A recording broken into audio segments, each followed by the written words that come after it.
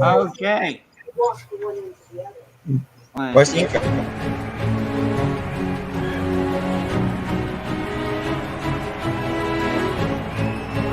Two, with the bases loaded and one out. Fouls it down deep to right field. Way up there and way out of here.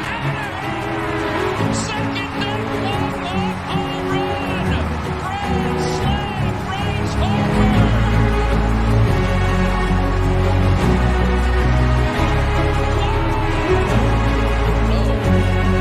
It's been a silent game. Fourth and goal.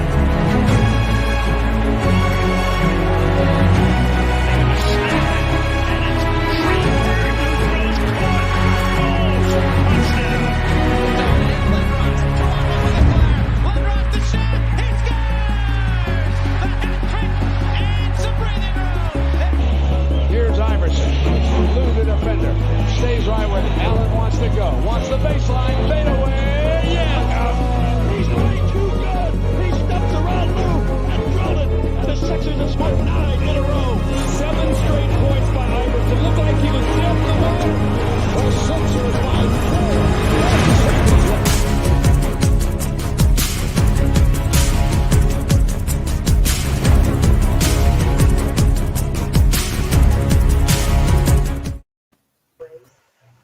And welcome once again to the Sports Skillet Radio Show. We want to thank you for taking time out of your day to join us. Reminder, you can check us out on sportsskilletradio.com for all the latest sports news, shows, updates, great articles by Mike. Got a lot of things going on over there. Check us out on our social media as well. And we also want to thank the Heat Ratio for hosting us as well. A lot of big things going on with the Heat Ratio. We do a live show every Tuesday night from Steam in PA. So the Steam Pub in PA. So you want to check that out as well. Every Tuesday night we do live shows. Lots of great shows on the Heat Ratio as well. So lots of big things happening. I am Jay. I'm joined, as always, by Mike Nebbia, my brother Jeff, and we always love having the coach, Shane McGowan, on with us. Shane, can you let everybody know how they can find you on your social media? Yeah, you can reach me at mentaledgeperformance.ca as well as mental_edge_performance. Woo! How's everybody doing this weekend? Oh, Shane, we are hot. We are fired up this week. Lots of big things going on. And as always, the NFL is the gift that keeps on giving. Let's start off with this. Jeff, your 49ers last night. They play a close game with the Green Bay Packers and end up advancing to the NFC Championship game. What did you make of your 49ers last night, Jeff? Well, they won. I mean, we can say that for them. But no thanks to Jimmy G. As some of the analysts were saying after the game, I mean, he's good for about 5 bad passes a game. And he's a game manager. I mean, I think that's what we've come to realize about Jimmy Garoppolo, that he's not going to be a Tom Brady. He's not going to be a Pat Mahomes. He's going to be a game manager, which is fine if your special teams comes and blocks a punt and runs it back for a touchdown. And your defense plays out of this world, which it did against Aaron Rodgers in the second half. If that all comes together, then you're fine and you win. Otherwise, you're going to lose. I mean, the 49ers were going to lose that game. I mean, let's put it out there. The 49ers are going to lose that game to Green Bay, giving up 10 points to the Packers, which is completely and utterly embarrassing to do that. But they managed to pull it out because of the fact that their special teams came to play, their defense came to play, and on that final drive of the game, Jimmy Garoppolo managed the game, and I use that quote, managed the game. Short passes, ran the football, didn't do anything to no risky passes. That's what you need out of Jimmy G. If the 49ers are going to win these next two games, that's just what they're going to have to do. Have the defense play out of this world, have the special teams play the way they do, and just have Jimmy Garoppolo be a game manager, because that's what he is. So am I happy they won and they pulled it out? Absolutely, I'm happy they won and they pulled it out. But these last couple of games, whether you're talking the Rams, whether you're talking last week's game, or you're talking yesterday, you're talking about very close games, and you're talking about Jimmy Garoppolo making some very bad passes in the red zone and making very poor decisions, as Troy Aikman pointed out on the broadcast yesterday. So it's something that it's something that any team that takes on Garoppolo, is going to have to think about as they think about giving him a contract. Jeff? What did you think of the game, Shane? Well, I mean, agree with what Jeff was saying in that way of special teams bailed them out. Green Bay's special teams are the worst of the worst, you know what I mean? And of all times to blow a punt, right, like right at your end zone like that is just incredible. But I think you're absolutely correct. I mean, he is a game manager. Jimmy G is a game manager. That's it. That's what his job is going to be. I'll say this, though. That team is pretty much beaten up, though. They've been beaten up for the past 2 weeks now of games. And now going forward, you're going to be facing a very dominant defense in either team that plays you, whether it be Tampa Bay or the Rams. And that's going to be another thing that you got to be aware of, because like I said, I don't know how much longer in some ways that these guys can keep pounding on each other. Debo took bad hits, Mitchell, all those guys. It was a tough game, very physical. And that's what they've been doing for the past few weeks. Now, yes, you're there to play. You got to step up and do your thing. I just don't know when you start getting some of these defenses that are going to start blitzing at you even harder, that, your time may be wandering down a little bit there. So we will see as they move forward, because, but like I said, a win is a win. You take it, you move forward. And again, too, it's kind of funny. Everyone sort of predicted that the away teams would go in there and win. So Cincinnati did that against Tennessee. 49ers going there against Green Bay. Are we going to see the same thing today with Buffalo going in as well as the Rams going in? So there's going to be an interesting one.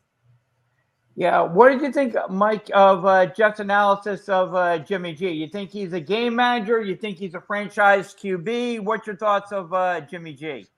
Okay, now I don't think Jimmy Garoppolo is a franchise quarterback. I do think he's a game manager, but he's not franchise quarterback material. I'm sorry. I was surprised at the game results. I had picked Tennessee to beat Cincinnati because Cincinnati does not have the playoff experience as of yet to make a deep run. So I was surprised at that result. I was surprised, of course, that San Francisco beat the Green Bay Packers on their home turf, mind you, because Aaron Rodgers has mountains of playoff experience, and he had more motivation to win than Jimmy Garoppolo and the 49ers, this being potentially his final ride as a Green Bay Packer and in his home turf. So Vegas just lost a lot of money. Not only did the road teams win, not only did the underdogs win, but they also beat their respective spreads. So Vegas lost millions on those games. Oh, yeah. And I want to let everybody know you can drop your comments in, and we will get to them as well. So whatever you want to comment on in the world of sports, drop them in the comments, and we will get to them. Jeff, Mike brought it up. What do you think of Aaron Rodgers' future in Green Bay is? Do you think he's staying? Do you think he's going? After the game, he was asked about it, and he was non-committal about his future in Green Bay. He said he's going to talk to, the people in charge, like the head coach, GM, and then take some time and think about things. Very non-committal about his future in Green Bay after yesterday's game. Yeah, what do you expect him to say after the shocking loss from his point of view? I mean, he expected to be going to a Super Bowl. I'm sure he expected to win these next 2 games, at home and be planning, a trip to Los Angeles and, sitting out, on a beach somewhere, having a good time out there, on the West Coast. So this has to come as a big shock to him that, his season is suddenly over. So he's not ready at this point mentally to start considering such things as, what's going to happen, with his future and so forth. So I don't think he even knows right now what's going on, what's really going to be, in his future. I think there's a lot of things that have to shake out with Green Bay, and there's a lot of decisions that have to be made, as far as the Packers go. Do I think Aaron Rodgers is gone as a Packer? Probably. I think that it's a likely case, but he has to find they have to find a landing spot. He has to find a place that he wants to go. Maybe Pittsburgh is the landing spot for him. Maybe New Orleans. I mean, there's a couple of places that could be a landing spot for Aaron Rodgers, but we're just gonna have to wait and see how it all shakes out and see where, Aaron Rodgers goes. But at this point right now, as we sit here, at the end of January, I don't think that Aaron Rodgers even knows right now where he's going. And I'd like to think that his girl, Shailene Woodley, would have some say in the matter. And to build off of what you said there, Jeff, there's other potential landing spots for Aaron Rodgers. We could talk about the Atlanta Falcons. Matt Ryan getting up there in age. He's kind of regressing. New York could be a landing spot. They have a quarterback sitch with the Giants. Does Daniel Jones come back? Of course, you mentioned New Orleans and their quarterback situation. Of course, you mentioned. Oh, what else did you mention? Pittsburgh. Yes, Ben Roethlisberger era is over in Pittsburgh. So they're going to be looking for a quarterback either through the draft or through free agency or through a trade. And the Houston sitch. What are they going to do with Deshaun Watson? Very, very true. You bring up I don't see him going to Atlanta because they owe Matt Ryan quite a bit of money. So I don't think Atlanta's ready to move on from Matt Ryan yet. But the Green Bay situation is interesting because they are over the salary cap as we sit here the end of January. So they've got to make cuts. They've got Davante Adams, who's going to be a free agent coming up. They got to worry about re-signing him. So I have a feeling that Rodgers and Davante Adams would probably be a package deal. Yeah. You'd have one without the other. Those two are like Eli Manning and Victor Cruz. They were a package deal. Cruz was Eli's favorite target. Yeah, I do agree with you. That's that's one of the conversations that Aaron Rodgers is going to have with Green Bay is who are you bringing back? Who are you bringing back? You got to bring Davante Adams back. Yeah, but that's the thing. He's going to get quite a bit of money on the free agent market, and with Green Bay being over the salary cap and having to cut and make deep, hard-hitting cuts, especially on the defensive side of the ball, more likely than not, I don't know if that's going to impact Aaron Rodgers coming back to Green Bay. If he says, I'll come back, but then Green Bay comes back with, but we got to let Davante Adams go, so you're not going to have him. And he also said during that press conference that he had that he doesn't want to be part of a rebuilding process. And I think the Packers may be rebuilding, so I definitely think they are. Yeah, Aaron Rodgers, he's done. Yeah, I mean that's definitely going to impact his decision to come back. If he, but then like Jeff and I were talking after the game, the grass isn't always greener. Where does he go? That's not going to be part of a rebuilding process that will be able to absorb his salary.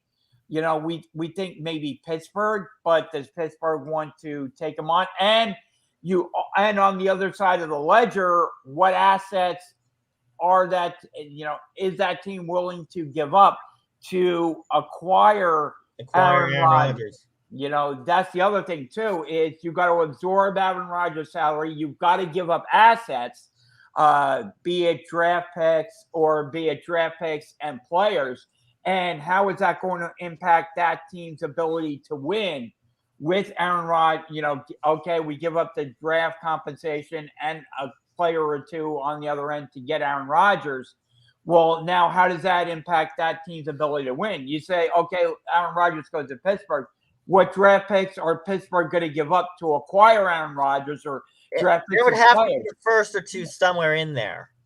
Yeah, in addition to maybe a player or two to get Aaron Rodgers. Nowhere near the 3 firsts that Houston is asking for Deshaun Watson. I wouldn't want to give up 3 firsts for a quarterback with that much baggage. Again, that's something that you have to look at is, okay, Aaron Rodgers says, I want to go to Pittsburgh. Pittsburgh has a built-in system of winning. But then again, if he goes to Pittsburgh, now you look at the trudge to the AFC Championship game and who he's got to go through, potentially to get to the AFC Championship game. Now you got to go through your Buffaloes, your Cincinnati's, your possibly in New England, possibly the AFC Western teams. Los Angeles Chargers, Vegas Raiders, Kansas Raiders. City. No, not the Chargers, not with that bonehead coach, Mr. Timeout. I mean, come on, that coach couldn't coach himself out of a paper bag. So the Chargers are screwed until they fire that coach. That team is screwed. I'm sorry for that quarterback. I'm sorry for the players on that team. But that coach has some mental issues. That coach is just – They definitely have the team to make the AFC title game, no question. He should have been in the play. He is better than half the teams right now in the playoffs, and it's a joke that he's not in the playoffs right now. So the fact that that's a damning thing to say about the Chargers, but that's the way it goes. That team is where they are because of that head coach and because of Mr. Timeout. Okay, that's what they're calling right, Mr. Timeout. So – the Chargers right now, no. The Chargers are not going to be the Chargers. No. The Chargers are not a team until they fire that coach. Yeah. They definitely have the players to make the AFC title game. Yeah, I think they do. They don't have the play. You got to have a coach. You got to have a coach to coach the play. You got to have a coach who's calling the right play. That coach should be in the play. Mike, that coach should be in the playoffs right now. That coach should be in the AFC Championship game. That coach has a hell of a team, and he let that team down. That coach should be right there. Goodbye. Mr. Timeout. He had a playoff spot all wrapped up, and he screwed it. He screwed his whole team. He screwed his organization. I feel sorry for you. I feel sorry for that team. What is Spanos going to do? What's Spanos going to do with that coach? What's he going to do with I would have fired him, 5 minutes after that game. That was more than a fireable offense. I mean, my gosh. Let me bring Shane in. What do you think, Shane, about that Chargers head coach? Well, there's a lot of things here. First I'll say this. If I backtrack to the Aaron Rodgers, Devontae Adams, and stuff like that, I think there's something else we got to kind of think about. Is this could be more of a 3-way trade deal too, not just a team for team type of thing, right? So you could look at potential of 3 teams or whatever making offers, deals, switching players here and there to make this work in some ways. This is definitely going to be a draft day deal. That's going to be a lot that's going to be hindering as well. And again, too, is you're right. Rodgers is not going to any team that has to rebuild. He's going to a team that's already planted its roots and is ready for a championship run. That's it. So, I mean, it's more of like 1 or 2 pieces at the most, not a whole revamp and things like that. And too many fresh faces out there. So, I mean, that's kind of where he's at and he deserves that. You know what I mean? He's played his dues. He's put his time in and everything like this, but it's about getting to that promised land of another ring, wherever it might be.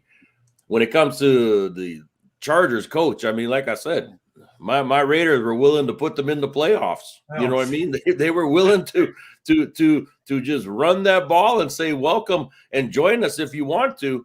But they did the uncardinal sin, as you say, and called that timeout, and it cost them. Now, I would not have called that timeout. The players on that team, without a question of a doubt, are pissed at their coach, and they have every right to be. You know what I mean? There's no question about it. That city has every right to be. The fans have every right to be. You know what I mean? And that coach, that's what he's going to be known for now. You know, until he can possibly hoist that Lombardi trophy. You know what I mean? But right now, there's a lot of things he's got to have to figure out. And again, too, is I question whether it was just his instincts to do that, or was it also somebody upstairs with the other staff in his ear that are telling him, hey, let's do this now. Let's do this now. Well, we got an opportunity. And he choked under that pressure instead of just saying, you know what, forget it. I'm gonna just go with this game the way the Raiders are playing and just run it. And let's just both make it in. And we end it like that. You know what I mean? So you can, it's until you actually hear from him more or less of what he was sort of thinking and wanting to do. I still will always say it was the most dumbest mistake you could ever make. But I mean, especially with that time winding down of 34 seconds left to call it when you knew what the Raiders were doing. They were giving you a piece of the pie and saying, welcome and let's go. You know what I mean? To me, that just showed the arrogance in some ways and that egotistic mentality to say, we got you now we're going to bite you on the ass type of thing. Well, it didn't work. You know what I mean? And it reversed on you. So, you know, it's how it is and whatever. But like I said, we will see as we move forward. But there's going to be, I think, more before anything happens when it comes to trade talk is going to be getting these coaches in their position of teams. You know what I mean? From the Vikings onward to wherever, there's a lot of positions that need to be filled before we start seeing where certain players are going to be bouncing around to and everything like that, because coaches coming in are going to have their own format. They may want to clean house to a certain degree, remove and make some changes and stuff like that to bring back a little bit more of a consistency win base. That's why they're in there. That's why these coaches are going to these teams, is because they're losing and they need new, fresh faces. So we will see what's going to happen, I think, after we get a few head coaches in their positions. Yep. And Shane, you bring up a interesting point there. You said, and Jeff say that was, one of the dumbest things you've ever heard. What about the Dallas Madden move? What about I will bring Madden NFL into this quite frequently. What about the What about the Dallas Cowboys and their bonehead trying to spike the ball at the end of the game? You say the timeout was the most bonehead. What about calling a quarterback draw at the end of that game by the Dallas Cowboys? Wow. The coach not overruling it, called by their OC, Kellen Moore. The coach not overruling it, and they run the quarterback draw, not having enough time to spike the ball at the end of that game to get one more playoff. Shane, I think that was one of the most boneheaded calls I've ever seen at the end of a game. Yeah, I mean, if you listen to Mike McCarthy after, he said we weren't going to do the Hail Mary from the 50-yard when we could do it from the 25. You know what I mean? So that's why we ran. I was like, oh, okay, well, to me, it's still a dumb idea altogether here, right? And everything. You're right. I mean, the bottom line is that Dak understands you got to give that ball to that ref to put it down where it's supposed to be. You can't just give it to your guys. The ref has to touch and put it in the place. And I mean, whether they thought they had more time, whether they thought they could get that playoff faster, whatever it might be to spike it, it's still the rolling of the dice in that way, because you're going against time, and you got to also make sure that ref is in the right position to do what he had to do. But Mike McCarthy, I think, is going to justify whatever his guys called and thought that it. Yep. Personally, I think what they should have done, if they're going to do that, again, they went way too far. Dak went way too far when he knew he wasn't going to score anyways. He should have went down a lot sooner to be able to spike it, and then. Yeah, guess what? Instead of from the 25, maybe it's from the 35. You know what I mean? As that Hail Mary last option, whatever you want to do. You know what I mean? But you still had an opportunity. So in some ways, Dak went way too far than he should have to do that dive and everything like this. And again, too, is, you still got to take certain chances in that whole game. You can't rely on that last second like that for this game to go and win for you. I mean, they blew with their timeouts earlier. That whole team is mismanaged when it comes to timeouts and everything like that. They mismanage. Dallas Cowboys are always known for not being able to control the clock or anything like that. And it's just been a terrible scenario for years upon years. And they can't get that fixed. They really can't. So, like I said, way too many mess ups and everything like that just screwed them over. But hey, that's the Cowboys. Yep, and we want to thank Paul from Vermont for joining us here today. We appreciate it, Paul. Like, follow, and share. Get the word out about our show. Mike, what did you think? Paul writes, hello from Vermont. Thank you very much, Paul. Hello from Jersey. And what did you think about that Cowboys end of the game, Mike? Trying to spike the ball after a quarterback draw. That is worse than calling a timeout. That is the most egregious thing you can do in football. That's the most egregious thing you could do in football, especially in Madden. Again, I bring up Madden NFL. I've done that before. I've tried to spike the ball after a quarterback draw, but it wasn't that late in a game. Plus, I was ahead at that time. It was during my Super Bowl 46 playthrough, so anyway, you can't do that. You cannot spike the ball after a quarterback draw late in the game. Don't do that. No, I mean, they didn't give themselves enough time, Jeff. They really didn't. I mean, if you're going to call that play, you look at the play. Dak did not go down until he saw defenders in his face. I think he would have kept on running. Let's just say, look, the Cowboys had more chances than just that spiking of the football. Okay, they blew. They had a great play call there when they went for the fake punt, and they went for the pass there. They had opportunities in the game and they blew them, score, and they didn't get it done. Yeah. So I think everybody's micromanaging this one line item and a bunch of line items that the Cowboys mismanage as far as McCarthy goes and so forth. And just to let everybody know, hey, I got my New York Daily News this morning. And from Pat Leonard to the NFL, he wrote a good column today referencing, the very topic of Mike McCarthy and the fact that, is Jerry Jones jonesing for a change as far as, letting go of Mike McCarthy. And I think that would be very interesting as he brings up, you got to look at who's available. You got to look at, who he would bring in as Cowboys coach if he were to let Mike McCarthy go. So I think that he's not, he hasn't exactly endorsed yet Mike McCarthy as far as bringing him back. So that's something to watch here as far as Dallas goes, as far as whether or not he wants to, as far as Jerry Jones and what he wants to do there as far as bringing it back. I mean, that would be a bombshell if McCarthy were to leave were to be fired from the Cowboys. But so far, crickets from Jerry Jones as far as endorsements go. So no endorsement means non-committal. That's right. Yes, and I cannot speak for Jerry Jones. I'm not a Cowboys fan, so I can't say conclusively, and I can only speculate at this point. But I'm not sure if Mike McCarthy's going to be coming back, especially after that debacle in the wild card game. That was just rude. It was not good. And Jeff brings up the other play as well. That was more on the offensive coordinator than McCarthy, though. Yeah, but McCarthy endorsed it. That's the thing. McCarthy had the opportunity to overrule, and he didn't. Overrule, and he didn't overrule it. I think McCarthy's gone, and I think the offensive coordinator's gone.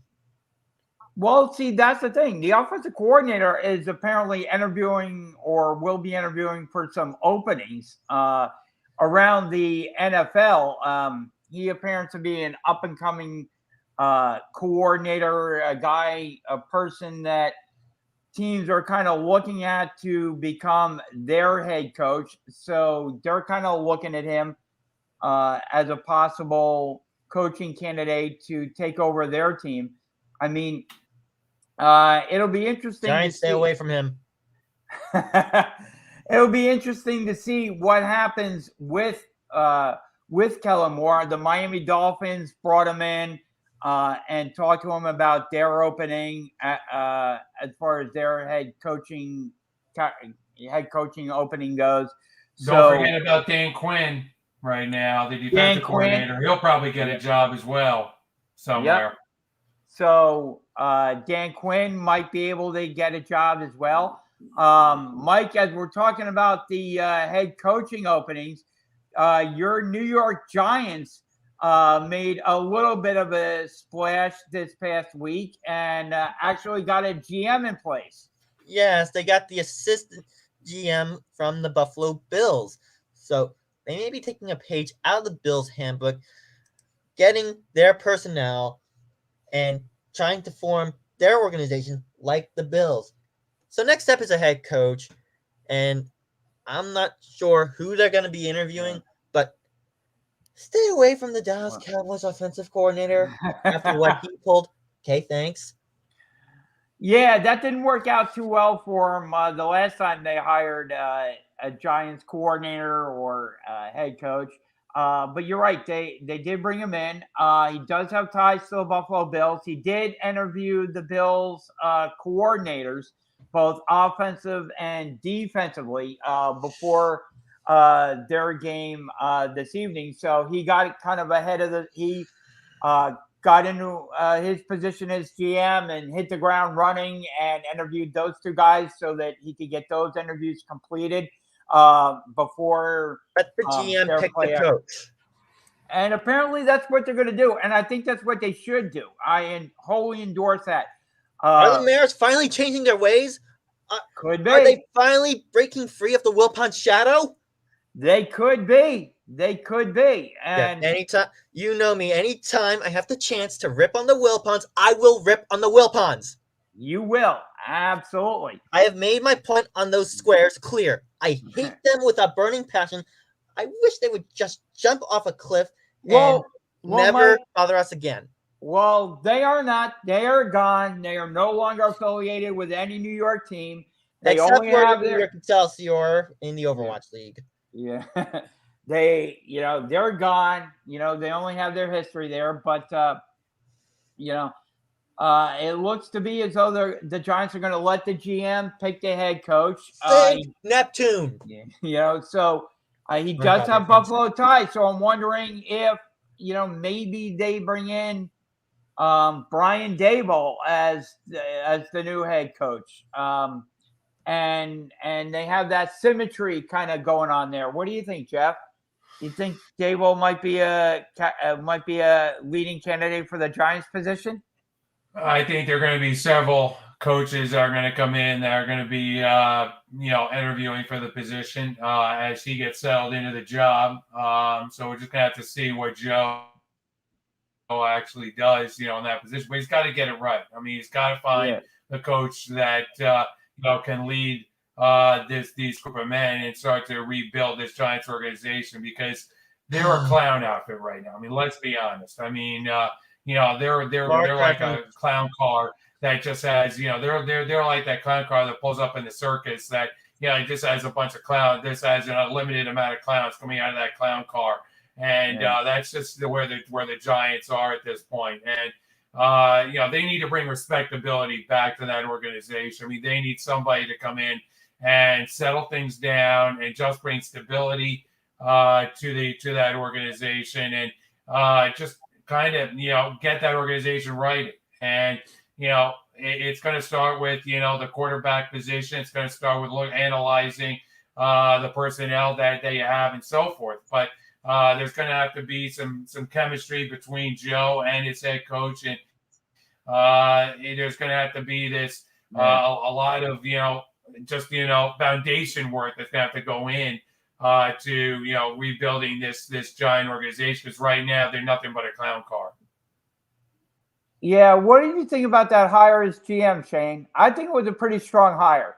I think, and the fact that apparently the Giants ownership is going to let the GM pick his head coach, I think is a really good idea for Now wait that a minute, organization. Jay. You thought you've been on that Joe Douglas train up there in with the Jets. Yeah, I think. How is that working out for the Jets right now?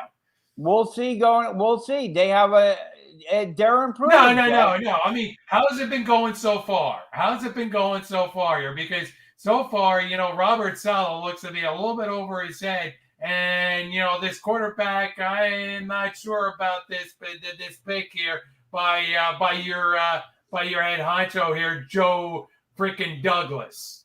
This guy, look, the Jets are where they are. But I'm just going to tell you, if you're looking at, where this hire is, look, I mean, the Jets aren't in any great position when you said, hey, this is a great hire by the Jets and with Joe Douglas, and so far, the results are not exactly what Jets fans would ever have expected so far. We'll see the Jets are improving, Jeff. You got to give them another. You got to look at where they were and where they are now, and the Jets aren't improving. They're still a laughing stock of a team. Give me a break.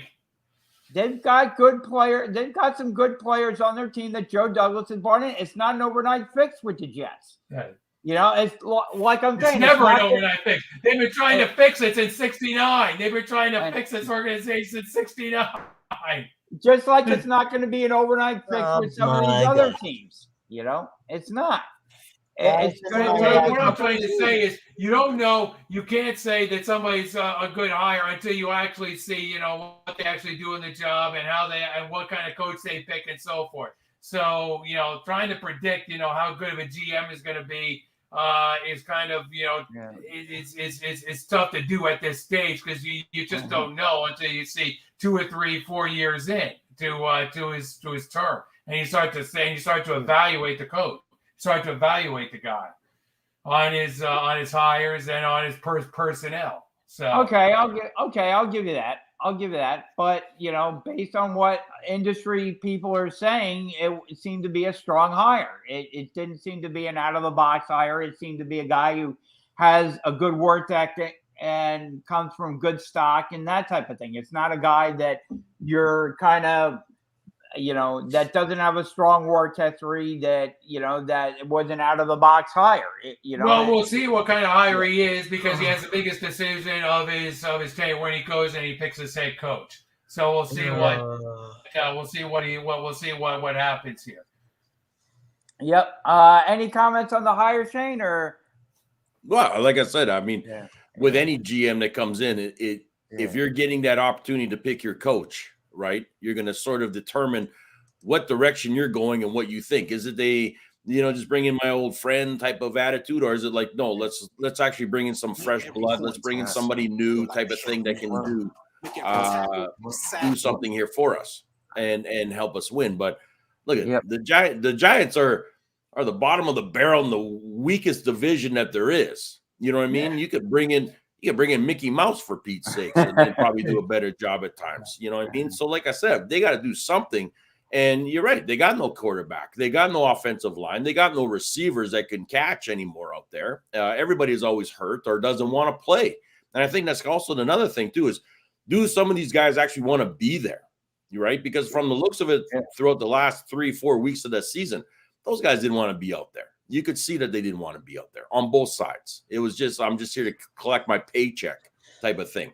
So now you got some real soul searching to do. And this head coach that comes in there, I don't favor him. I pity him.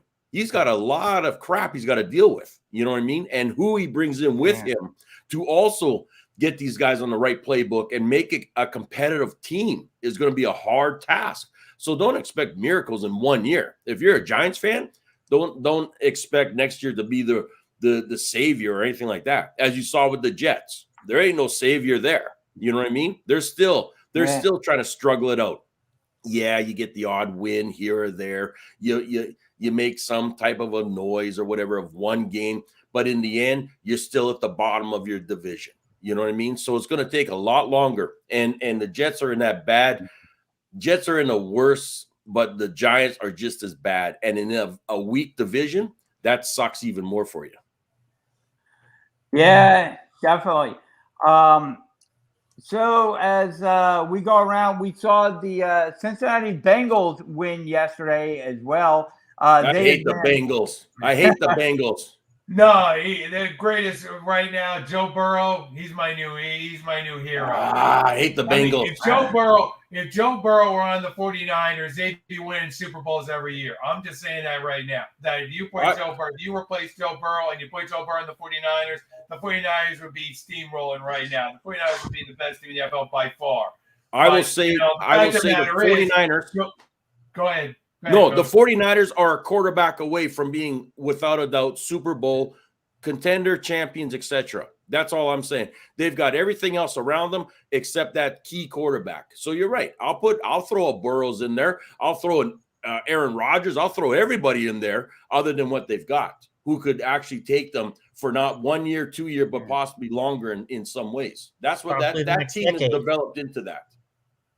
Oh, absolutely. And if you look at yesterday's game and you look at Joe Burrow and how he managed that game, it was just a great performance. And what can you say about Tannehill? I mean, really, what can you say about this quarterback making? I mean, we talk about Jimmy G. Well, you talk about this quarterback and how disappointing is it for Titan fans with Tannehill right now and the mistakes he made there. I know a lot of those interceptions were tip balls and so forth, but still, some of those decisions were just bad decisions on his part. And that last pick was just horrendous. I mean, you can't at that point in the game. You can't do that at that point. You can't make that kind of throw at that point in the game. I mean, but that's Tannehill. He'll win you some games, but then he'll play like he did yesterday. And look, all credit to the Bengals for how they worked that game and how they played, because that was just a great performance by them, and to play the way the Bengals did and to steal a win right there at the end with the field goal. So look, Tennessee messed up by not doing what they should have done, which is keep running the ball. You got three-headed monsters in that backfield, and one of them being a king out there who could have kept pounding that rock and everything like that. Tannehill also blew it by throwing the ball way too high when he knows on that last play, you should have thrown it low. Make your guy go down for it, whether he scoops it or not. At least it's a dead ball. You got another opportunity, right? You don't throw it mid or high. It doesn't work like that in the NFL, and we all know that, and we see it every time. That's why Brady, that's why all these guys are the key matchups for that, because they know how to throw that ball and put it in the right spot. The other thing, too, is Burrows, that offensive line got sacked. That guy got sacked 9 times. You know what I mean? That is the toughest defense I think we've ever seen. And I feel sorry for those guys because they played their hearts out there and did everything to make it tough on Burrows in that way, too. So, like I said, kudos to that defense. They played extremely well. But Tannehill, in the end, and that play calling as well, just did not make sense in any way at all. Well, with 20 seconds left. 20 seconds left. You're not throwing the ball up high. You're throwing it down to the ground for him to fetch it down there at the most. That's it. You don't throw it up high, especially when you know how many times it's been banged off of everybody throughout the game too, right? And we saw that all bloody day. Yeah. So, like I said, it's hard for me in some ways to say, Cincinnati played a phenomenal game and won that, or did Tennessee give it to them because of the way they played on that last play of the game too. So there's a little bit of a combination that I feel in both of this. Yeah. I give kudos to Cincinnati for playing an extremely well-disciplined game, considering everything that they went through. But I also look on that flip side of it and saying, you know what, Tannehill and Tennessee, you guys messed up terribly on that last play of 20 seconds to give them that ball back like that too, especially when you've got these 3 big backs sitting there waiting to get that rock and just carry it. Yep, and reminder you can drop. Coach, and like you said, Coach, Joe Burrow needs an ice bath, after this game. Yeah. I mean, really, no question about it. To take that abuse that he did, and they weren't light hits. He got hit. He got hit hard, and he got thumped around. And the game before that, he got thumped around a little bit there too. You know what I mean? So kudos to him for being a tough guy and still getting that ball out there the way he did. making the adjustments that they needed to in that way. But Jamar Chase, Higgins, all those guys, that receiving core, and Mixon, phenomenal players, did their job, and they played the tight end so well as well too. So I mean, the great play scheme. But like I said, Tennessee is again too a quarterback away from also making some things happen, I think, as well. And a reminder, you can drop your comments in and we will read them. We will get to them. We will answer them. Everything's on the board here on the Sports Skillet Radio Show. Mike, what did you think of Cincinnati yesterday? How do you allow 9 sacks and still win the game? You don't. That's impossible. Tennessee, because you throw the ball with 20 Joe seconds Burrow left. 9 That's how you times. win the damn game. Tennessee sacked Joe Burrow 9 times. When you get to the quarterback 9 times, there's no explanation for how you lose that game. No explanation at all for sacking the quarterback 9 times and losing. Tennessee has got to get rid of Ryan Tannehill and find their next quarterback after that embarrassing loss to the Cincinnati Bengals. The Cincinnati Bengals, I have no words. Cincinnati Bengals don't have the playoff experience, and yet they're in the AFC Championship game where they're likely going to face either Buffalo or Kansas City. My money's on Kansas City and Pat Mahomes. And if they face Pat Mahomes, which is more than likely, they are going to get trounced. Well, you bring up a good point there, Mike. Going on to today's games, we're taping this on Sunday. Let's start off here with the Rams and the Buccaneers in the NFC. Jeff, you're familiar with the Rams, being an NFC Western Division fan. We've got Tom Brady and the Buccaneers.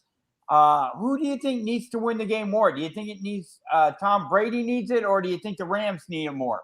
I think that's obvious. I think the Rams need it more, given the fact of the stakes and how the Rams put all their coin in the middle of the table for this season and said, we're in this, with Odell Beckham and so forth and so on, and all the moves and all the trades they made and so forth to get in on this season and go to the Super Bowl. In their home stadium, look, they have an opportunity today to beat Tom Brady, go home, host the NFC Championship game, stay in California, sit on the beach, take a nice bye week, and go to a Super Bowl. Okay, so it's all right in front of the Rams. It's all right there to play in their home stadium for the Super Bowl. It's all right in front of them to do it. The question is, as we've seen with Stafford, is he going to make those 1 or 2 or 3 mistakes in the game that ultimately cost his team the ball game? So, who do I trust in this game? Who do I trust? So it comes down to who do I trust more in this game? I trust Brady more in this game because I think overall that he'll make less mistakes in this game than Stafford. But you got to look at the truth is that that the Rams have a lot more at stake in this game. I mean, Tom Brady, if he loses, okay, he lost the NFC Championship game, okay, big deal. I have rings on almost all my fingers right now. Fine, okay, what the heck. But if you're Stafford and the Rams, this will be a very crushing loss for them because of what the stakes and how much they put into the middle of the table. So I think that's where it comes down to right now for this divisional game here, for this NFC divisional game. What do you think about the game, Shane? Rams at the Buccaneers. Yeah, I totally agreeing here with Jeff is the fact that, yes, I trust Tom more than I trust Stafford. There's no question about that. The only thing is, unfortunately for Tom, being down a couple of receivers is not also a great thing because that just isolates Mike Evans and Gronk as your number 1 and number 2 in so many ways.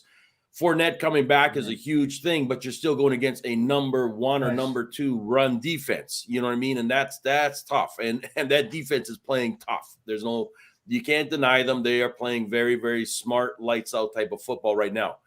If they can play, if the Rams can play how they played last week, smart, fundamental check down passes that work for them to the tight end, to Odell, allow the run game to develop and progress.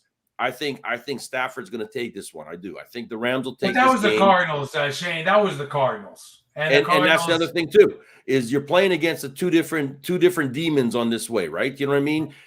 Tampa's a lot smarter than that. Tampa's a lot faster on defense than that, with a much healthier team too. I think ideally you want to control the game.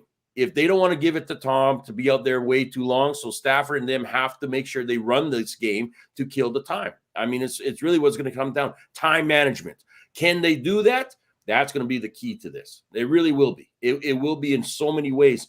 And also field position, because you might see a lot more field goals needed as we move forward in this game too, because of tight defenses, right? So both guys can kick, you know what I mean, in this way. And you might see something of that just because it's going to be a very closer game. It might be a high scoring, but it will be closer where that field goals are going to make a difference. Field position, special teams in this way are going to make a big difference in that.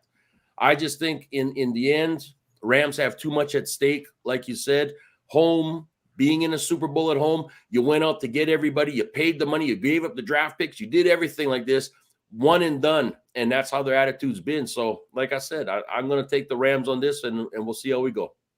You know, it's interesting, Shane, that if you take the Rams, because take us back to August, and what were we saying? We were saying the best division in football was the NFC West. I mean, that's what everybody was saying. And here we are, you know, in the NFC Championship game, and the two teams left standing are two teams from the NFC West, which would be San Francisco and the Rams. So you look at that and you say to yourself, well, you know, what we knew back in August is what we learned here in late January and February, which is the NFC West is a darn good division. And, you know, here you are, you know, on the precipice of having, you know, an all NFC West championship with one of those teams guaranteed to go to Super Bowl. So that would be a very interesting, that would be an interesting development. If Tom Brady wins, as my brother pointed out last night, then you have the Bill Belichick special in the fact that you have Garoppolo against Brady, which would be an interesting facet. You know, because you have Belichick sitting there watching his two quarterbacks go head-to-head with one of them guaranteed to go to a Super Bowl. So that would be an interesting development there. So either way you take it, you know, it'll be an interesting NFC Championship game, whichever way you take it here. Very much, very much. And I'll say this, though, is that if you look at, as an example, the Rams and the 49ers playing again, right? And we know how well the 49ers play against the Rams in that way. You are going to see a game that is going to be jam-packed with unbelievableness of both fan groups because of where it will be, as well as the media going crazy on this too. So that game is probably going to be more hype than technically the Super Bowl would be in some ways, just to see who will advance. I mean, like I said, it's going to be a lights out type of game if those two teams happen to meet. Now, yes, don't get me wrong. If Belichick's guys of Tom and Garoppolo happen to meet together too, it's going to be a bit of a firework in that well, but not as much as I think if the 49ers game. Yeah, what do you think about this game, Mike? It's going to come down to who I trust more, and it's not going to be one of the quarterbacks. It's actually going to be one of the receivers over team secondary, and I trust Cooper Kupp over the Tampa Bay secondary. The Tampa Bay secondary is horrible against receivers like Cooper Kupp. Yep. So I'm going to trust Cooper Kupp to have a monster game against the Tampa Bay secondary. He's going to pick them apart, and he's going to be the X factor in this game. Plus, Tampa Bay's without a few receivers. They're down to Gronk and Evans. That's it. Mike, you don't think maybe that wide receiver with three letters, OBJ, could be the X factor? Former Giant there, you know, maybe Tampa Bay shifts its protections to cover Cooper Kupp, and maybe OBJ is the X factor and scores a couple of TDs on Tampa Bay and puts on a show for everybody watching. They know what OBJ is capable of. They've probably seen game film of OBJ as a Giant. and his spectacular one-handed grabs, they'll probably cover OBJ extensively, leaving the field wide open for the magician, the rookie magician, Cooper Kupp. I don't know. I think it could be just the opposite. I think you roll your protection to cover Kupp. He's made a huge difference in becoming one of the best wide receivers in the NFL, and I think. I'm so glad I drafted him in fantasy this year. Yep, and I think OBJ may be that X factor in this game, and could go on to score a touchdown or two. And then we turn our attention today to the other game, the main event. The main event, if you want to call it, the Buffalo Bills and the Kansas City Chiefs going out there. Jeff, what are your thoughts on this one? Well, this is the main event. I mean, this is what we've been waiting for, all year. I think, even since last season, everybody wanted to see this matchup again. Wanted to see, what Pat Mahomes, what Josh Allen can do here against each other.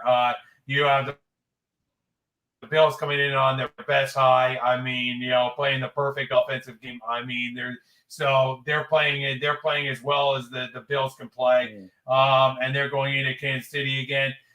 The issue is, look, I think the bad part for the Bills is the fact that, they didn't get a better record than Kansas City. That was really the goal. They dragged Kansas City out of Kansas City and bring them to Buffalo. They didn't achieve that during the regular season. So they're instead having to go to Kansas City. I think that plays a factor in this whole equation. I like the Bills. I like, the way that Josh Allen is playing right now, the way that defense is playing. On the other side of the ball, I mean, you can't play much better right now than Pat Mahomes is playing. And I don't like to bet against Andy Reid. I really don't. I think if this game were in Buffalo, I'd be taking the Bills without much of a question. But in this case, I got to take the Kansas City Chiefs here. I really do, based upon I think based upon home field. I mean, I'm just going to give them the benefit of the doubt here, being at home. I think these two teams are that close, and I think that whether it's a special teams mistake or something like that what we saw in the San Francisco game, that could change the tide of this game. But like I said, the thing that gets me for the Bills is the one thing they really wanted to do, and their goal was to drag Kansas City out of Kansas City for this particular game, for this playoff game, and to have Kansas City come to Buffalo. They didn't achieve that, and because of that, I think the Kansas City Chiefs are going to beat the Bills. Coach, what are your thoughts on this one? Yeah, this one's back to the coin toss again. But you know what? I think this weekend I'm going to be taking all the away teams. I'm taking all the away teams. So I went with my Rams, and I'm going to go with the Bills to come in there. But I think it's going to be more of the Bills running the ball and thinking that they can get Singletary as well as Josh move his legs to do what he's got to do to keep advancing the chains and keeping the close like that. Mahomes, there's no question about it. Tyreek has not been as, needed in some ways. They've been going to Pringle and Hardman and those guys lately too. So they've been moving the ball in certain ways. I don't know if we're going to see that with Tyreek today. If we're going to see a big outburst from him and get that ball to him. I know they're going to try to, but I just don't know if they're going to. Kelsey's going to be the guy that you're going to key on, no question about it. But you are playing in Kansas. I mean, it is a little chilly, but everybody's used to it. It's just going to depend on what type of defense comes out and plays. Is Buffalo's defense going to come out and play hard, play aggressive in the way that they did against New England and make it really, really tough? Or are they going to get too soft with their coverage and allow those guys to get open and keep moving the chains like this? I'm not worried about the run game so much from Kansas City as much as I'm worried about what they can do with the pass plays and the trickery that they like to do at certain times. But I do think Buffalo's going to take this one, and it's going to be a close one. I'll say this, Shane. I will say this in reply. I think I really want to see that Kansas City versus Cincinnati rematch. I think that was one of the best games of the regular season by far. Those two guys just went toe-to-toe, mano a mano with the Bengals coming out on top.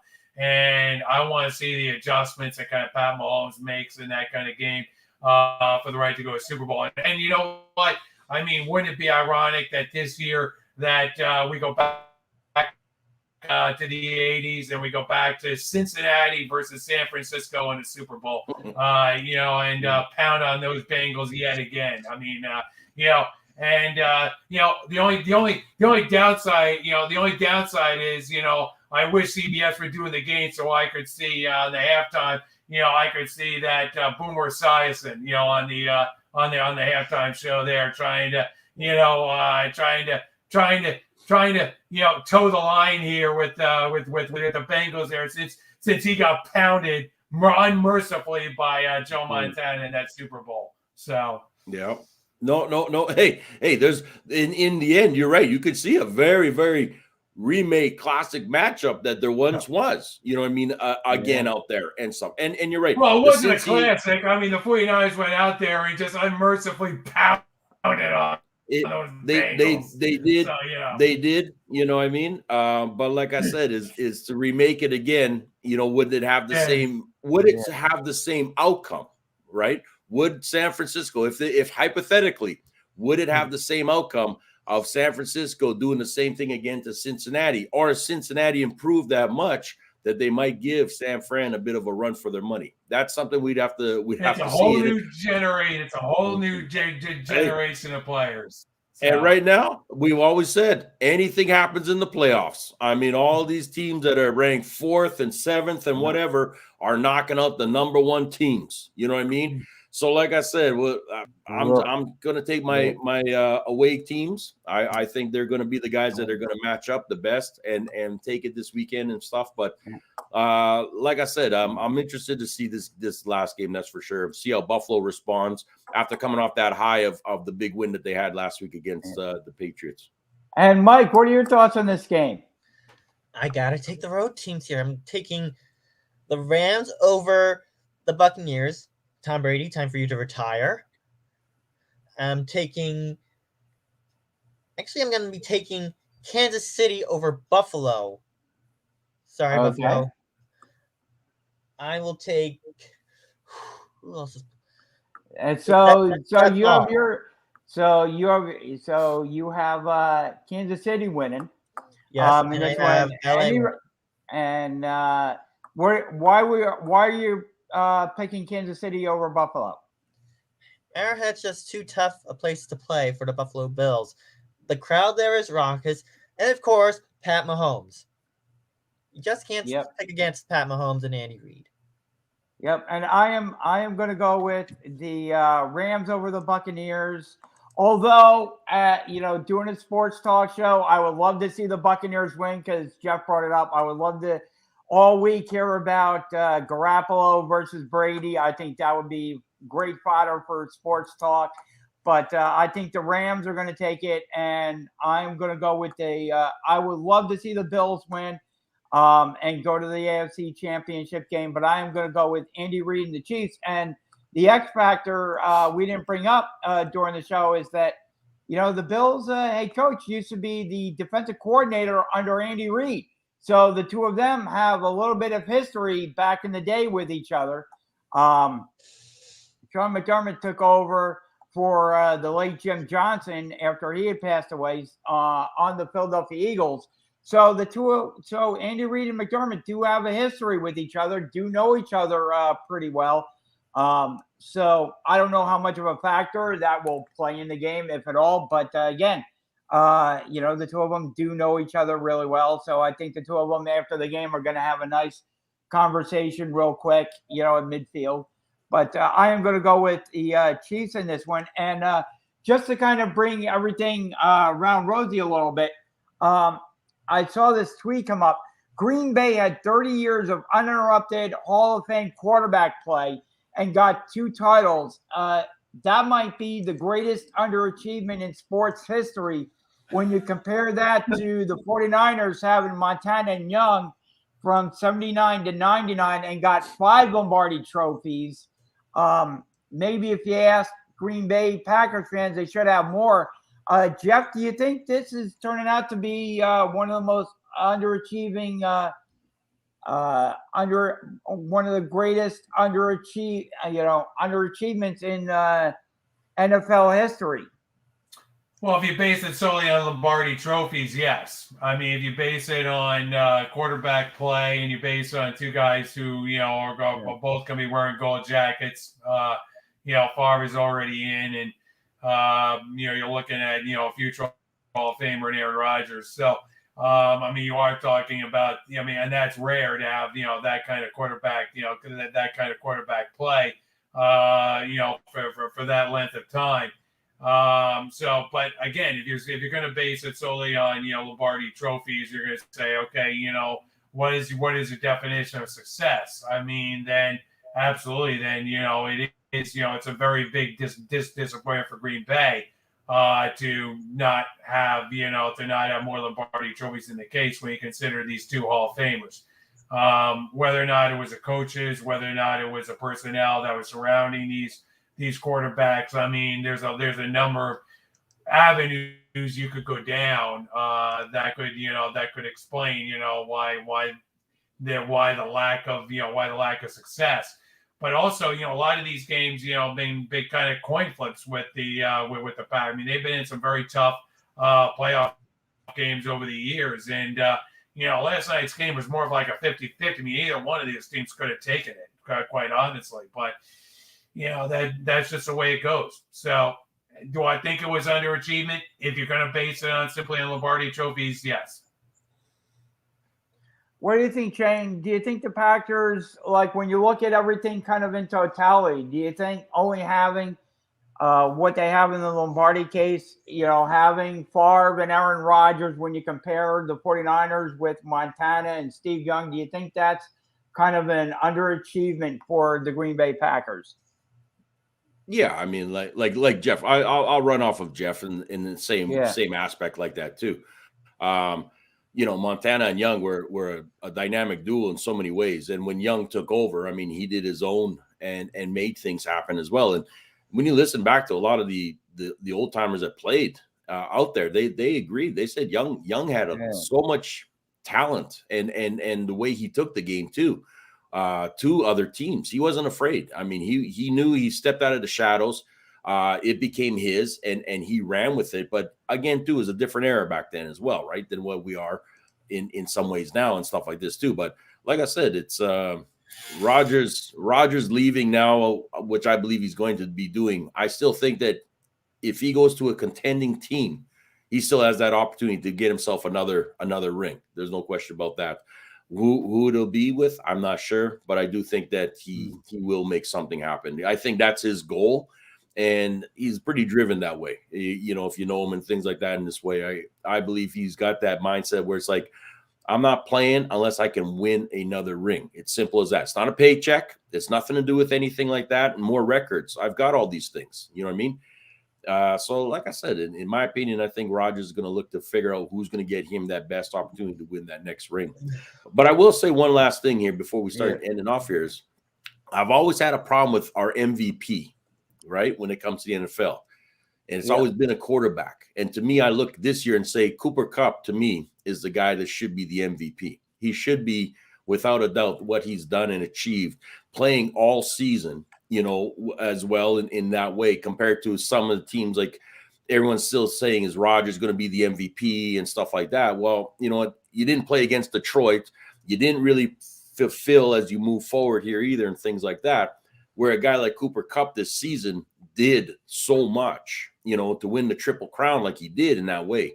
To me, I think these are the things that you might as well just call it a position then. I mean, you have a quarterback, a most valuable player quarterback, most valuable player receiver, whatever, instead of just making it one general that's always going to the quarterbacks. You know what I mean? So in this case, I like to make a big, strong case to say, to me, the MVP of this season definitely is Cooper Kupp. What do you think, Mike? Cooper Kupp MVP? No question about Cooper Kupp. And do you think the Packers underachieved when you look at them kind of in totality in the, Brett Favre, Aaron Rodgers, reign, if you will, at quarterback for them? Yeah, you had Brett Favre, you had Aaron Rodgers, 20 years of uninterrupted Hall of Fame quarterback play and only 2 Super Bowls. Come on, you should have had at least 4 or 5 Super Bowl rings from those 2 alone. Yep, I tend to agree with you, and I like what you brought up, Shane. I do think Cooper Kupp definitely deserves the MVP this season. I mean, and he hasn't been. And you look at Green Bay too. Aaron Rodgers for the pretty much the entire season has been kind of a distraction. Yes. From before training camp. Will he hold out? Will he not hold out? Is he coming? Is he not? Is he retiring? Is he going to be the host of Jeopardy? Is he not going to be the host of Jeopardy? What's going on with his toe? It's kind of been a huge distraction all season, if you will. I mean, when he's gotten on the field, he's done well. But, beyond that, he's been, fodder for gossip and talk shows and everything the entire season, whereas Cooper Kupp has gone on and done nothing but ball all season. Mm-hmm. So I think right there you have to look at it, and Cooper Kupp has performed exponentially above all the other wide receivers in the NFL, if you will, and has not been a distraction and has helped the Rams get to where they are, if not push them to the NFC Championship game this afternoon. Definitely. I'll throw it out there, as we start rounding up. Jeff, Shane, Mike, anything that you think we need to bring up at this point that we haven't covered so far? Not really, except got a big job interview tomorrow at noon. Good luck. Absolutely. We're wishing you all the best with that. Jeff and Shane. I think you might have seen that post. Yep. So good luck with your job interview tomorrow, Mike. Jeff and Shane, I'll end off with this. The Flyers, and for the Flyer hockey fans that are out there, the Flyers just need to go out and shoot themselves at this point. How do you lose to the Sabres? How do you lose to the Sabres? How do you have 2 10-game losing streaks in the same season? And you've seen the attendance start dying off. I mean, they're just like in the city where they used to be prominent, where and the sports writers are starting to turn on the team a little bit. I mean, it's just awful, the state of hockey in Philadelphia. Jay, the Flyers died with Snyder. The Flyers died with Snyder. When he passed away, so did the Philadelphia Flyers. Yep. They just don't seem to have the same heart and soul that they used to, and the caring just is no longer there for that team. I mean, they need a change of culture badly. They're starting to become, the Buffalo Sabres. I think they're worse than the Sabres at this point. I mean, the heart and soul and passion. I mean, I wouldn't even object to a total redo on the Flyers. New logo, new jerseys, just fresh. No, keep the same logo. They've had that logo since 1967. Yeah, but they're no longer. But Mike, the heart, the passion, the soul is no longer there. What would you change the Flyers logo to? Fresh, clean start, rebuild, just clear out everything. And I'm sorry, I would not be changing the Flyers logo. The fans are used to that logo. It's not been anymore. For 55 years. Not the way that they're playing. They're the stadium is only you get half the people showing up now. The caring isn't there. The passion isn't there anymore. The Broad Street Bullies have died and are buried, like Jeff said. Kate Smith gone. Just rebuild the whole team from the ground up. Just burn it down and just rebuild everything. What do you think, Shane? Oh no, I agree. Yeah. I told you a long time ago. Yeah. I mean, this team is sinking, and it's sinking fast. And they didn't want to change anything last season, which just shot themselves in the foot, because in all honesty, your salary cap and everything like that is not going to make a difference if you can't bring in attendance. It's not going to make a difference if you're not going to even try to promote and get guys going, because really it's going to decrease, because all of a sudden you're playing with guys that, aren't going to bring back anything for them. You know what I mean? Like you can't do straight up trades anymore with this Flyer team, because there's nothing there. Nobody wants. And I understand that the players are kind of going, well, no, I still got talent. I still can do certain things, except and I hate to say it, but the way you're put in there is it's a whole market. This is what you should be at because of your play time, your point production, everything like that. But this is where you are because of your playing with the Flyers. So guess what? Yep. You don't make this kind of money. You're down here. That's Yep. the problem. You know what I mean? So this organization has actually screwed over a lot of those players because of this. Claude Giroux and all the bunch. I mean, it's just, it's a shame because I think he's a heck of a player. I really do. But, he's stuck in Philadelphia, Shane. I mean, on a different team, I mean, that guy would be, lights out on a number of different teams if he was. But in Philadelphia, You can only do so many fresh starts, as they say, you know what I mean, and get something back as well. And Philadelphia, other than saying, you know what, we're going to get rid of to make these players, send them off and take some of their salary too, because of the contracts that they've got, and then try to bring in fresh guys, do everything like this, blah, blah, blah. How many actual players, and this is the key, how many actual players want to go to Philadelphia? There isn't. You know what I mean? Because there is no head coach. There is no assistants. The organization upstairs is not there for you and trying to say, we want a winning team. You know what I mean? They don't have that attitude. They don't have those people. So like I said, in all honesty, whoever coaches that team would have to be the highest paid coach, the most respected coach, to get any respect from other players to come in and say, well, if that coach who I trust and know is willing to go there, then fine, I will make it and I will do the same thing too. But you don't have that. And I don't know if you're going to. And the other factor is the Flyers are stuck in a very competitive conference right now. You have a lot of teams right now that are just, bunched up there that are very near the top of the NHL when you look at, as compared to the, And that's another problem. And another thing that, the coach is going to have to deal with is the fact that, you get pounded on a lot by a lot of these teams that are way better right now, that are just, light years ahead of the Flyers at this point in that conference. And also Devils are trying to development. Look at your farm league isn't even remotely that great. You know what I mean? And that's another thing as well, right? You're not producing to bring up guys and put down guys in a fashion matter that makes, doesn't even make a difference. Whereas I could look at some other teams and saying, I could bring a guy up from the minors who's going to fit right in and slot right in. No issues, no problems. You guys don't have that. You don't have that at all. Yeah, exactly. So, Mike, I'll go to you real quick. And we saw some big announcements from NASCAR this past week. Yeah, we did see some big announcements from NASCAR this past week. One of which was that NASCAR Hall of Famer and team owner Tony Stewart is going to be joining the Fox booth for the Clash at the Coliseum February 6th and for the Daytona 500 February 20th.